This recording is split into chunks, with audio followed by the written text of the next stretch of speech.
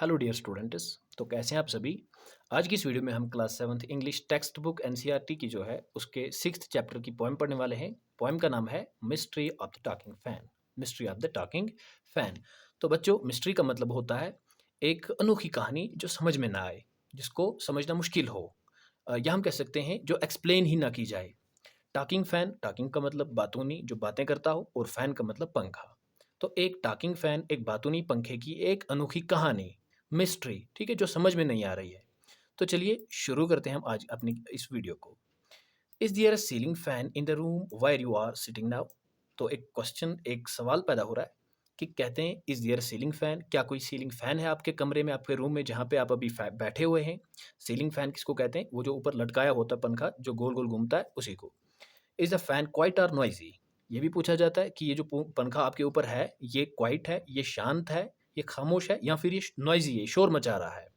If it is noisy, अगर ये noisy है, अगर ये शोर मचा रहा है, you may be sure it is the distant relative of the talking fan in the poem which you are going to read. तो क्या बताया जाता है कि अगर वो नॉइजी है, अगर वो शोर मचा रहा है, यू मे बी श्योर, आपको श्योर होना चाहिए कि it is a distant relative of the talking fan.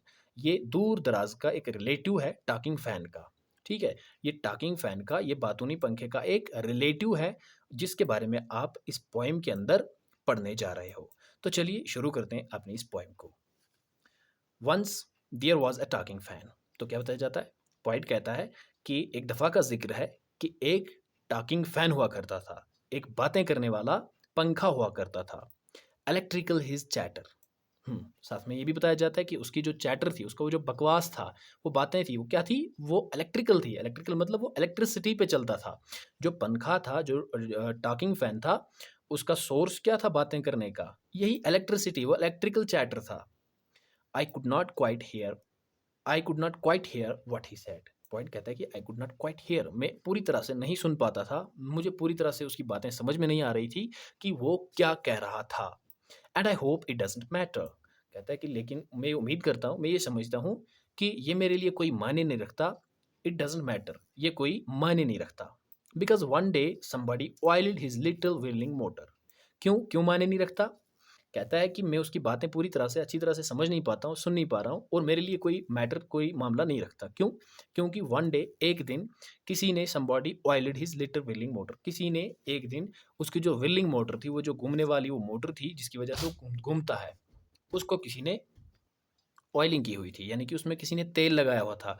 वो जो व्हीलिंग मोटर थी, छोटी सी, उसमें किसी ने तेल लगाया हुआ था, और इसीलिए अब वो जो भी कहता है, वो मेरे लिए कोई मायने नहीं रखता। And all the mystery was spoiled. और सारी की सारी जो मिस्ट्री थी, जो वो बातें करता था, जो चपड़ चपड़ करता रहता था, वो सारी मिस्ट्री जो है वो स्पॉइल हो गई, वो सारी खराब हो गई। ही रैन एज स्टिल एज वाटर। और उसके बाद जब उसकी उस व्हीलिंग मोटर पे ऑयल लगा, उसकी मेंटेनेंस की गई, उसकी सर्विस की गई, तो वो अच्छी तरह से चलने लगा, एज स्टिल एज वाटर। जैसे कि शांत पानी होता है ना, स्टिल का मतलब क्या है यहाँ पे? शांत पानी। जब शांत पानी चलता है, खामोश पानी चलता है, वो कोई शोर नहीं मच जाता। लेकिन जब यही पानी पत्थरों में से चलता है तो कितना शोर, एक किस्म का म्यूजिक म्यूजिक निकालता है। तो यहाँ पे भी यही बताया जाता है कि जब उसमें ऑयलिंग की गई, जब उसमें तेल वगैरह लगाया गया, सर्विस की गई, तो उसकी वो सारी की सारी मिस्ट्री खत्म हो गई। वॉज स्पॉइल्ड मीन्स कि वो खत्म हो गई, अब वो शोर नहीं मचा रहा था। He ran as still as water. वो अच्छी तरह से, वो स्मूथली चल रहा था, जैसे स्टिल वाटर, जैसे खामोश पानी चलता है, वो कोई शोर नहीं मचाता। अब ये पंखा भी शोर मचा रहा था। पहले शोर मचा रहा था, ऑयलिंग होने के बाद ये अब अच्छी तरह से चल रहा है। तो मतलब क्या है? मतलब यही कि ये जो टॉकिंग फैन था, इसको किस चीज़ की ज़रूरत थी? इसको ऑयलिंग की ज़रूरत, इसको सर्विस की, इसको मेंटेनेंस की ज़रूरत थी, इसीलिए ये ज़्यादा शोर मचा रहा था। लेकिन जब इसकी सर्विस की गई, इसको सँभाला गया, इसकी अच्छी तरह से, वो जो व्हीलिंग मोटर थी, उसपे तेल लगाया गया, तो उसके बाद ये अच्छी तरह से चलने लगा। तो मुझे उम्मीद है कि ये पोएम आपको पसंद आई होगी। ऐसी मज़ीद वीडियोज़ देखने के लिए हमारे चैनल को सब्सक्राइब कर लें, और पास वाला बेल आइकन भी प्रेस कर लें।